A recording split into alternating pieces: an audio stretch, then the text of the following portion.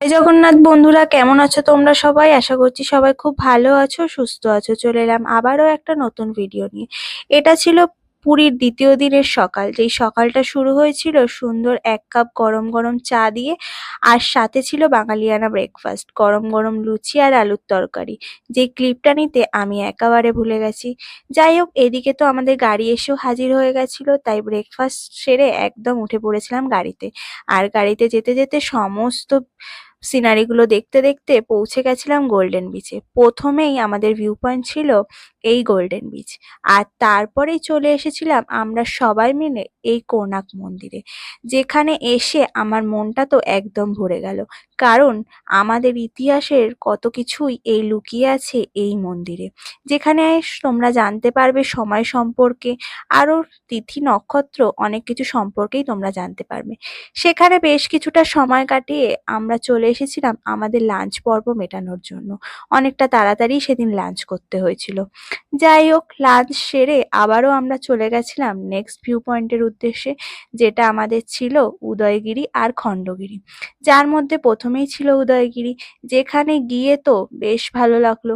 কারণ এত উঁচুতে সে মনে হচ্ছিল যেন পাহাড়ের ওপরে উঠে পড়েছি।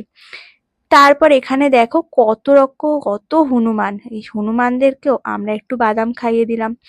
বেশ কিছুক্ষণ এখানে সময় কাটানোর পরে তারপরে আমরা সবাই মিলে চলে এসেছিলাম নেক্সট ভিউ পয়েন্টের উদ্দেশ্যে।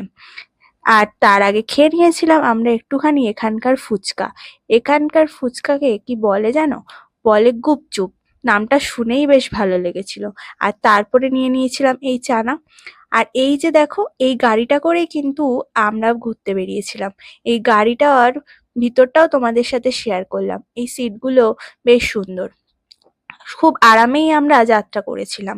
আর এইদিকে দেখো, আমার গোপু সোনাও সিটের মধ্যে বসে আছে, কি সুন্দর। এর গাড়ি ভাড়াটার খরচা পড়েছিল আমাদের পার হেড ৩৫০ টাকা করে। এছাড়াও সাথে আরো কিছু এন্ট্রি ফিসও লেগেছিল। যাই হোক, তারপর তো সমস্ত ভিউ পয়েন্ট গুলো দেখে আমরা চলে এসেছিলাম হোটেলে। সেখানে এসে এক কাপ চা খেয়ে আবারও ফ্রেশ হয়ে বেরিয়ে পড়েছিলাম বিচে যাওয়ার উদ্দেশ্যে। যেখানে গিয়ে মা আর দিদি খেলো এই কাঁকড়া, আর আমি আর দাভাই খেয়েছিলাম এই চিকেন কাবাব। ব্যাস, রাতে ডিনার কমপ্লিট করলাম হোটেলে এসে। আজকের দিনটা এইভাবেই কাটলো। ভিডিওটা তোমাদের কিছু ভালো লাগলে অবশ্যই একটা লাইক করে দিও। দেখা হচ্ছে পরের কোনো ভিডিওতে। টাটা।